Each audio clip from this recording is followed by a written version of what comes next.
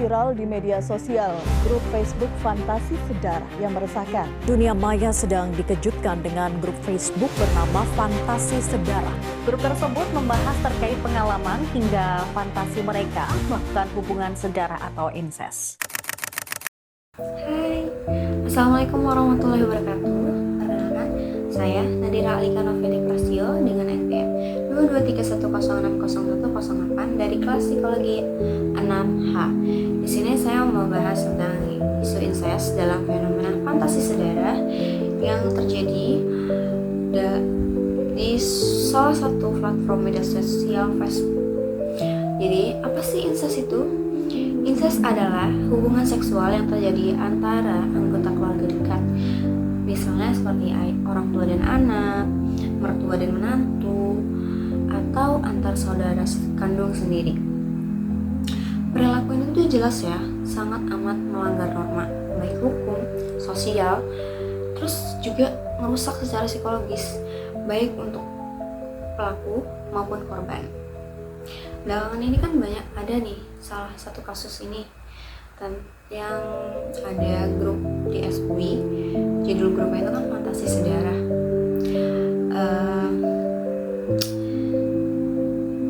Grup ini tuh melibatkan orang-orang yang memperjualbelikan atau yang sharing cerita mereka kalau mereka udah ngelakuin aksi bejat itu ke keluarga sendiri, dan itu benar-benar hal yang menjijikan. Ada juga yang bahkan sampai dijual beli foto, video, kayak benar-benar yang gak senonoh. Hal ini tuh bikin masyarakat itu geram dan prihatin juga, karena nunjukin kalau ada yang salah dalam cara sebagian keluarga menjalankan fungsinya sebagai tempat yang aman dan mendidik anak secara normal. Terus gimana cara mencegah dan mengatasi incest? Yang pertama itu, ajarin pendidikan seksual sejak dini mungkin, karena anak-anak tuh perlu tahu mana sentuhan yang aman dan mana sentuhan yang gak aman. Mereka tuh juga harus tahu bahwa tubuh mereka tuh berharga dan mereka berhak bilang enggak atau tidak saat mereka merasa gak nyaman. Yang kedua, tumbuhkan kesadaran diri dan kecerdasan emosional dengan latihan seperti mindfulness atau ikut konseling. Seseorang tuh bisa lebih sadar atas perasaannya, lebih bisa mengontrol emosi dan dorongannya, dan makin peka sama dampak dan tindakannya ke orang lain. Terus yang ketiga, ajak korban dan pelaku ikut terapi. Korban tuh kan butuh bantuan buat pulihin dari luka batinnya, biar merasa aman lagi, terus bisa bangun kepercayaan diri buat dirinya sendiri dan percaya sama orang lain lagi. Terus pelaku juga perlu bantuan psikolog buat menyadari kesalahannya dan belajar buat gak ngulangin lagi. Terus yang terakhir, bangun keluarga yang sehat, karena keluarga tuh harus jadi tempat yang nyaman buat ngobrol, saling percaya dan saling mendukung. Peran orang tua yang jelas, komunikasi yang terbuka, dan kasih sayang cukup bisa bantu anak tumbuh dengan sehat secara mental.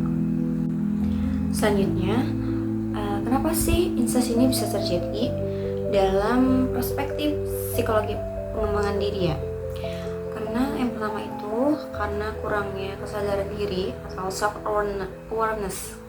Jadi banyak pelaku incest itu nggak bisa memahami atau mengontrol emosi dan dorongan seksualnya. Mereka tuh nggak tahu batas antara kebutuhan emosional yang wajar dan perilaku yang udah menyimpang. Ini nunjukin kalau kurangnya pengembangan diri secara psikologis. Terus yang kedua, nggak ada figur yang jadi panutan di keluarga. Incest tuh sering terjadi di keluarga yang bermasalah, kayak nggak ada komunikasi yang baik, nggak ada pengawasan, dan peran orang tua yang nggak jelas.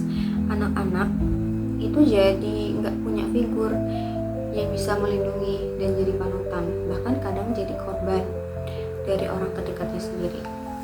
Terus yang ketiga, trauma masa kecil yang belum sembuh. Pelaku incest bisa jadi pernah mengalami kekerasan atau pelecehan di masa kecil. Kalau luka batin ini nggak pernah ditangani, mereka bisa tumbuh dengan pola pikir dan perilaku yang keliru, bahkan menyakiti orang lain. Terus yang keempat, kurangnya edukasi tentang seks dan kesehatan mental. Kalau dari kecil nggak dikasih atau nggak diajari soal seksualitas, batasan tubuh, dan cara menjalin hubungan yang sehat, individu itu bisa tumbuh tanpa tahu mana yang benar dan mana yang salah. Ini bikin mereka rentan melakukan atau menjadi korban tindakan menyimpang. Jadi, incest itu bukan cuma soal pelanggaran hukum, tapi juga tanda kalau ada yang salah dalam perkembangan diri seseorang dan keluarganya. Lewat pendekatan psikologi pengembangan diri ini, seperti membangun kesadaran diri, menyembuhkan luka batin, dan memberi pendidikan nilai, kita bisa cegah dan tangani masalah ini. Tujuannya jelas, karena kita mau generasi yang sehat secara mental, kuat secara moral, dan aman dalam keluarga.